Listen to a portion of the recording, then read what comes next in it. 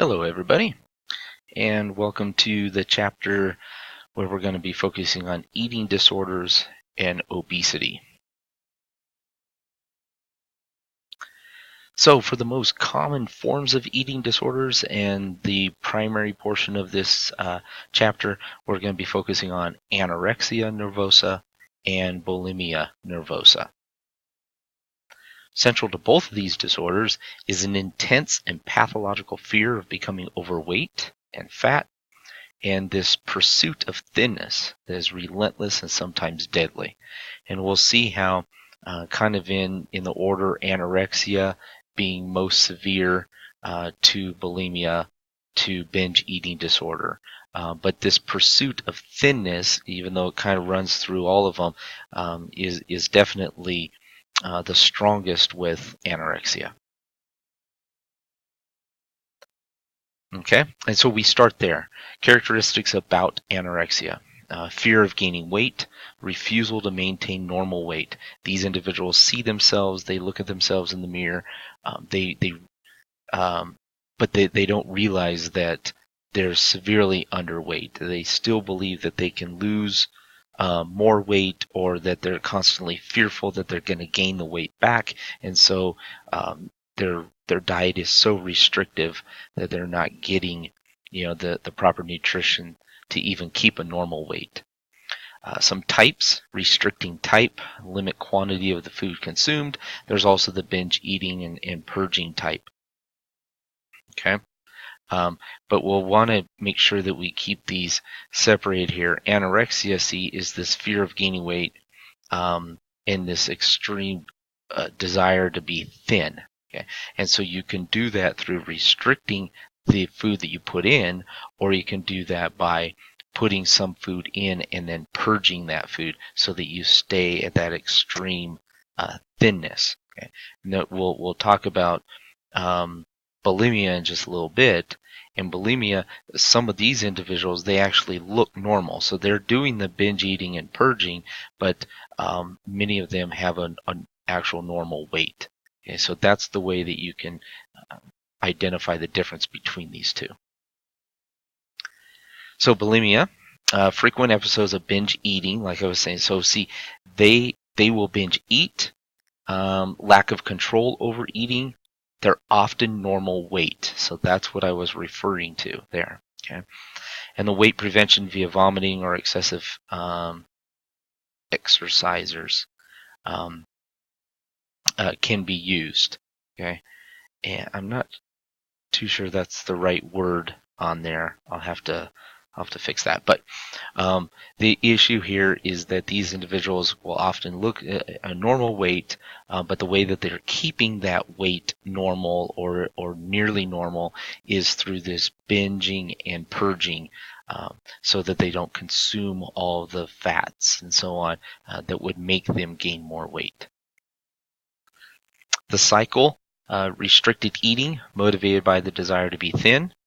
So binging or eating restricted foods, and then vomiting or excessive exercise, etc., to get rid of those restricted foods, and then you repeat this cycle over and over. Okay, and then you have binge eating disorder. And here, there's a frequent episode of binge eating again, so that's like bulimia, right? But these people are typically overweight or obese. Okay. No compensatory weight loss behaviors. They're not purging. They're consuming a high caloric diet. They're becoming overweight, and they can't seem to correct that. In here, and we'll talk a lot about this, but the binge eating is probably masking some other psychological issue. Maybe the food is a comfort for them, or whatever it might be. Okay. And here's a summary table. It's very, very well done for us. Might be one of those things where you kind of pull out and put into your notebook possibly. But for anorexia, body weight, markedly low, whether it's binge purging type or restricting type. That's what I was referring to, right? Even the binge purging type, markedly low.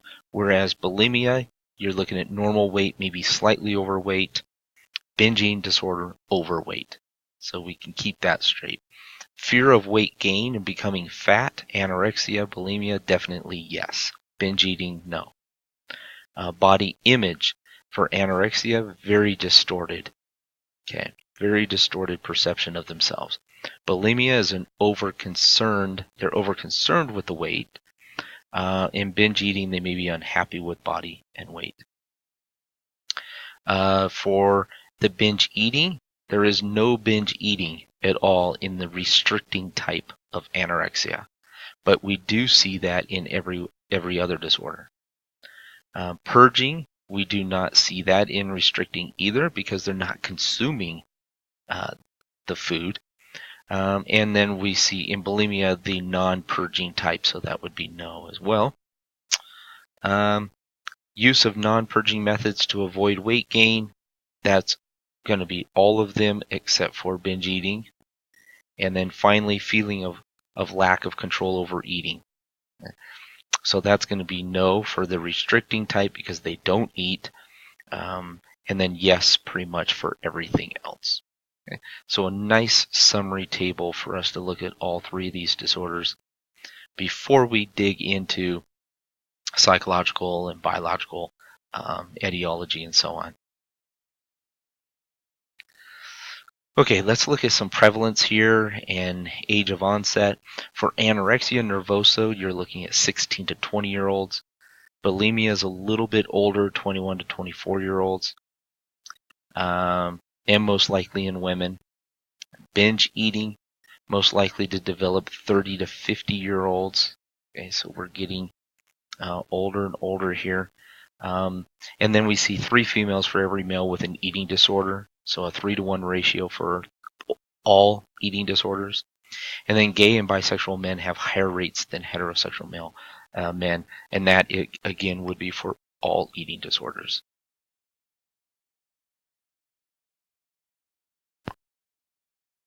Okay. Prevalence. U.S. lifetime prevalence of binge eating disorder is around 3.5% for women and 2% for men. Prevalence of binge eating disorder in obese people is 6.5 to 8%. Lifetime prevalence of anorexia is around 0.9 in women and 0.3 in men. So again, the most detrimental of the eating disorders, that anorexia, like I was saying, very, very, what do I want to say? I guess it's just the major one, the major eating disorder, but it has a very, very low prevalence rate. U.S. lifetime prevalence of bulimia is around 1.5% in women and 0.5% in men. Not much higher for men, but a little bit. Okay, medical complications, we can probably pretty much already guess what a lot of these are going to be. But for anorexia, death from heart arrhythmias, kidney damage, renal failure, they're just not ingesting the nutrients necessary to sustain life. Bulimia, electrolyte imbalances, right, because of that purging. The low potassium, damage to the heart, hands, throat, and teeth, and that's going to be due to the purging as well, right? So all of the GI, the acid that's in the stomach and so on, then that coming up, that's going to have a possibility of damaging the throat and teeth and so on. Also here, anorexia affects your whole body. We can just go quickly through this. The brain and nerves, heart, hormones, we talked a little bit about these things. But bone loss, again, you're not consuming calcium. Hair, blood, muscle and joints, kidneys, body fluids, intestines, and then you have skin. So it's very, very detrimental to pretty much the entire body. All right, some course and outcome here. Suicide risk is high among anorexics. Again, it's this thought process, right? It's this cognitive structure that they have built that they aren't any good. They don't see themselves in a positive light in any way, shape, or form. So we can see that why the suicide risk would be high there. Long-term prognosis for bulimia is relatively good compared to anorexia, and high rates of clinical remission for binge eating disorder. So again, from left to right, we're looking at probably the worst case scenario to not necessarily best case scenario, but the course and outcome is much brighter for some of the eating disorders compared to anorexia. Okay, so check this one out. After 21 years, only 51% of anorexics have recovered. 21% partially, 10% not recovered, and 16% no longer alive. That's a pretty staggering statistic there. 16% are no longer alive. You look at bulimia, 70% in remission after 11 to 12 years. So they've been able to right the course, right? 70% in remission. They don't even talk about percentages not recovered or no longer alive because it's just so rare. Okay, and then binge eating, 60% in remission after 6 years. So that's a better outcome as well. Now, the diagnostic crossover.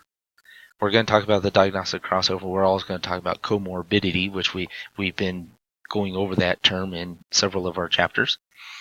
But this one here is basically, it's a lot like comorbidity, but it's within the same classification. So that's why they're giving it a diagnostic crossover.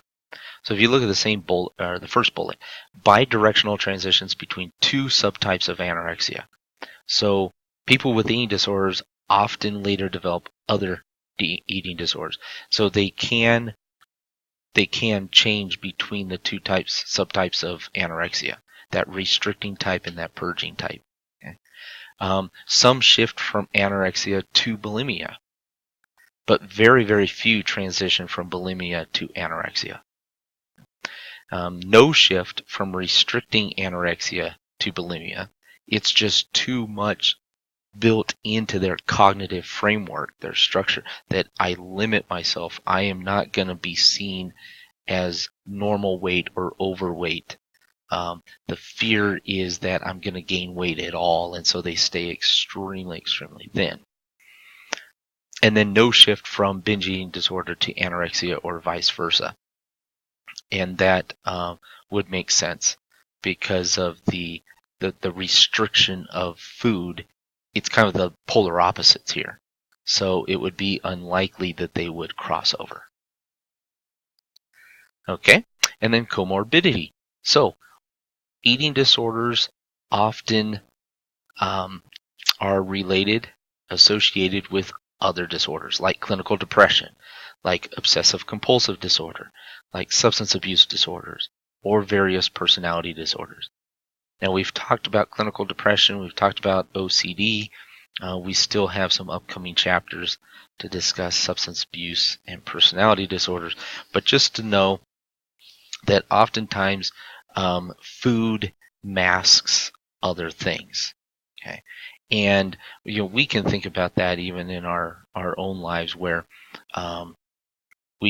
if you throw a party or you have a family reunion, or everything is associated with food. So food could be a comfort thing. It can be something you do when you're happy, something that you do when you're sad. And so it's very easy to see how eating disorders can be associated with other types of psychological issues. Biological factors. Heredity definitely plays a role here. Brain abnormalities as far as the hypothalamus. The hypothalamus is going to be, that's your center for drives in the brain. So that would make sense. The set point theory. This is interesting because set point theory tells us that as you age, you will gain some weight. It's just a natural process. And so for individuals who they're 35, 40 years old, and they think to themselves, well, I want to go on a diet. There's nothing wrong with that, and they should be conscious of how much weight they are, but they shouldn't anticipate on being 110 pounds like they were when they graduated from high school. The set point for them would probably be, and I'm just pulling this out of the air, it depends on their height and all that kind of stuff, but maybe it's not possible to get to 110, maybe 130, 140. And that would be a better set point for them. Okay. And then low serotonin. Low serotonin is always associated with depression, and that's why we give the antidepressants, the SSRIs, to try to increase that serotonin level. And so we see it here also with eating disorders. On a sociocultural perspective, media-related idealized extreme thinness. This is a huge topic. You watch TV, you open up a magazine, whatever it might be, and you see very thin people. Okay. Female internalized ideal. What should a female body look like? That is also pretty much told to young adolescent girls through our commercials and so on.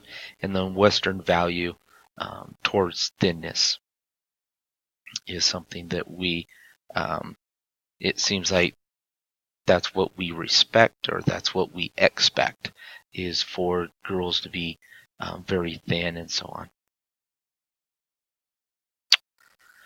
Okay, what about individual risk factors? So not just peer pressure, not just what our culture is telling us, but on an individual issue.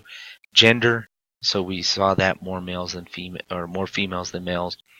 Age, and we saw the comparison there, where the anorexia is starting at a very, very young age, and then some of the others older.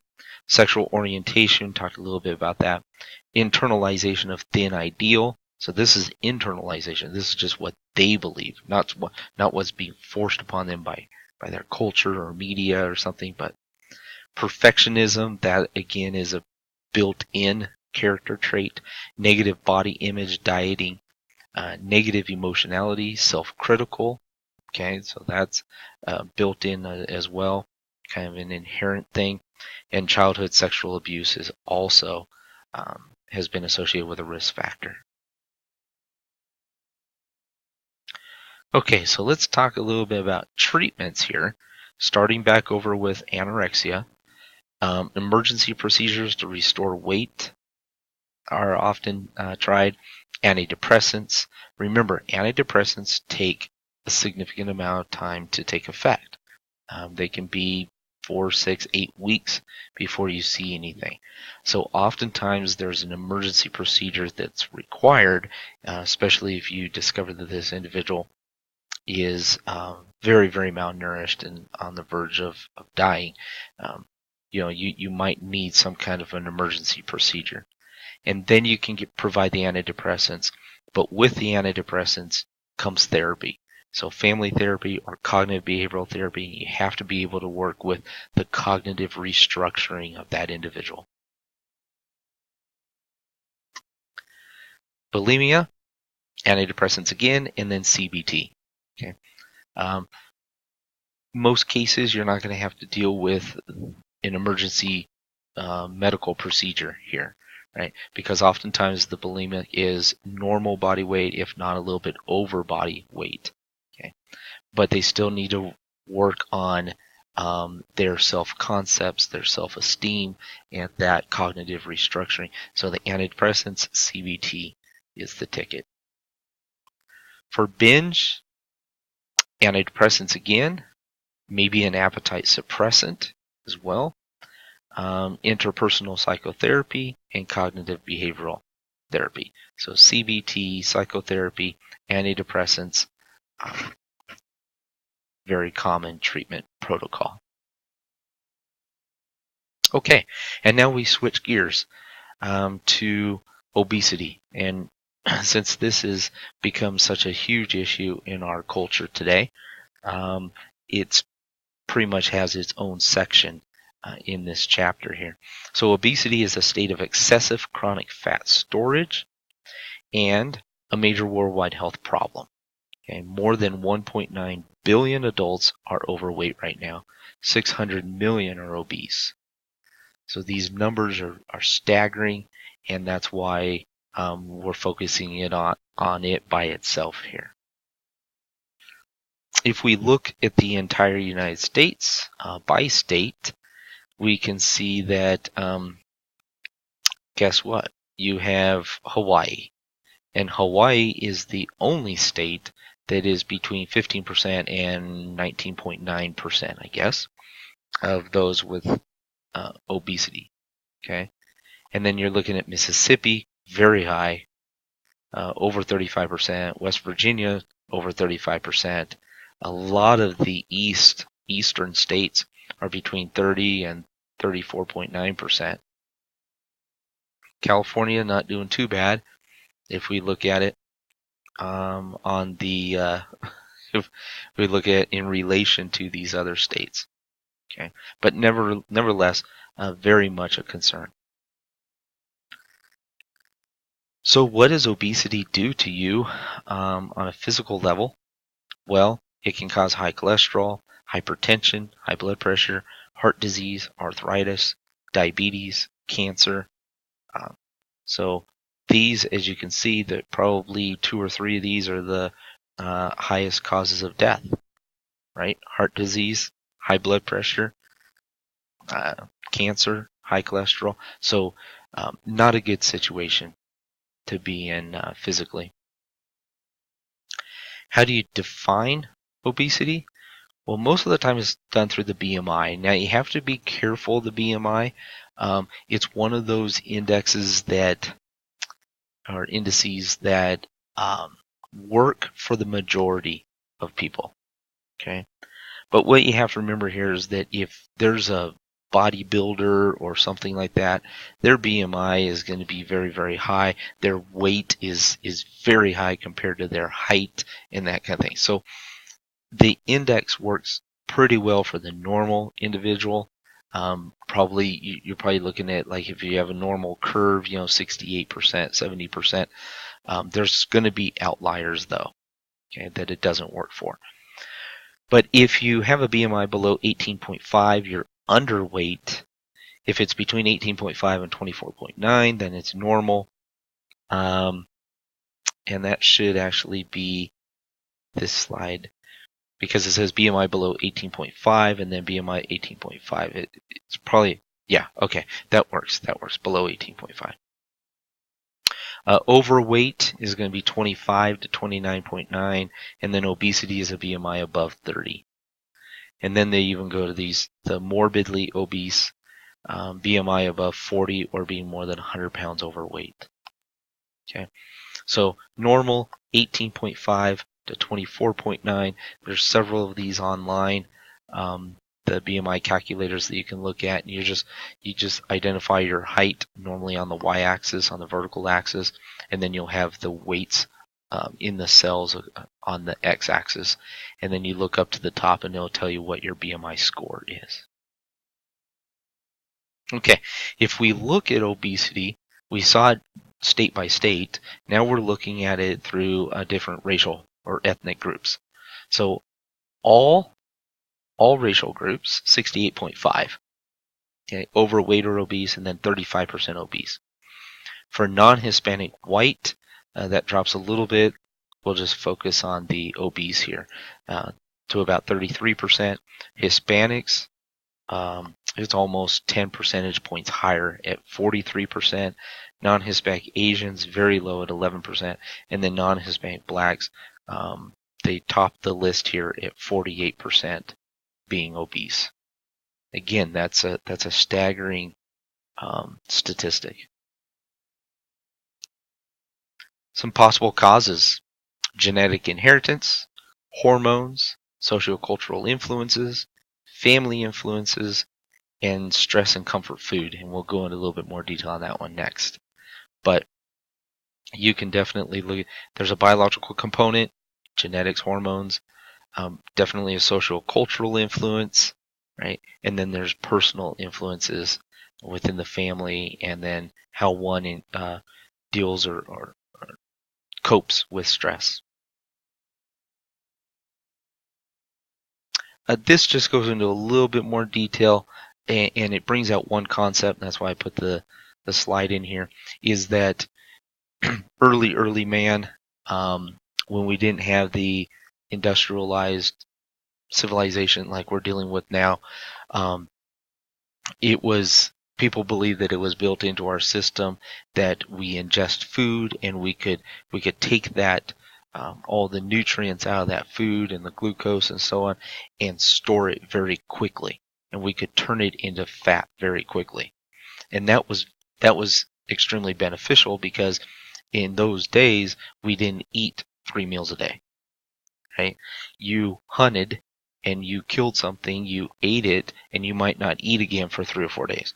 So the way that the body was developed is that you could consume something, put it into storage very quickly, and then use that storage over a longer period of time.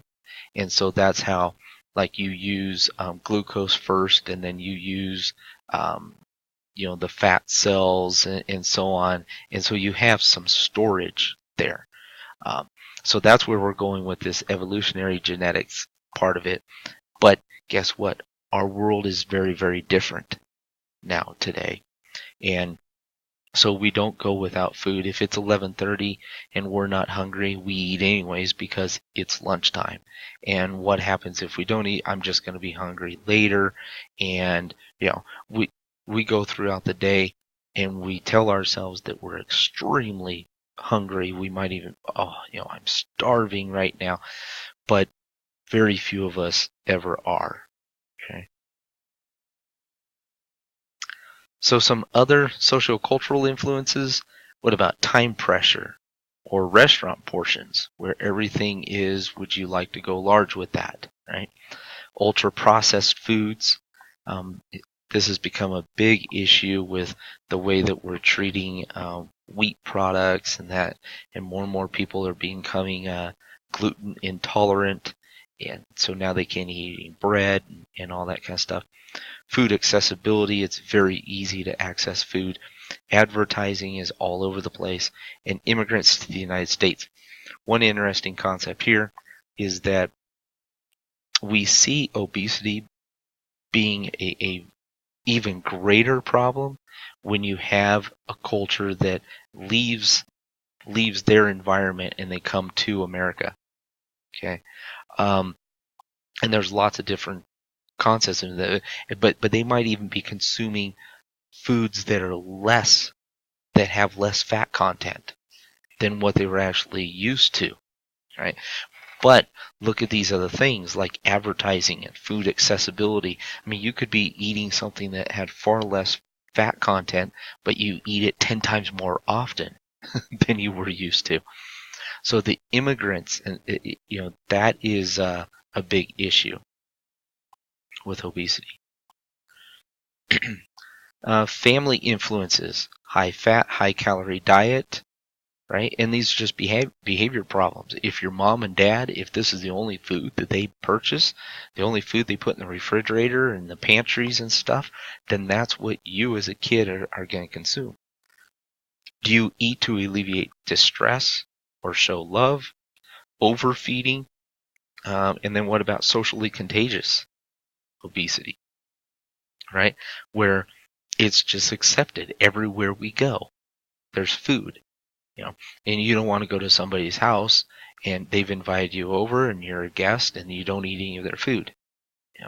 Very, very few people do that. And you might have just went through a drive-through and grabbed a little something to eat because you didn't know there was going to be tables full of food at this party you were going to. But that doesn't keep you from not eating again. And then what about this?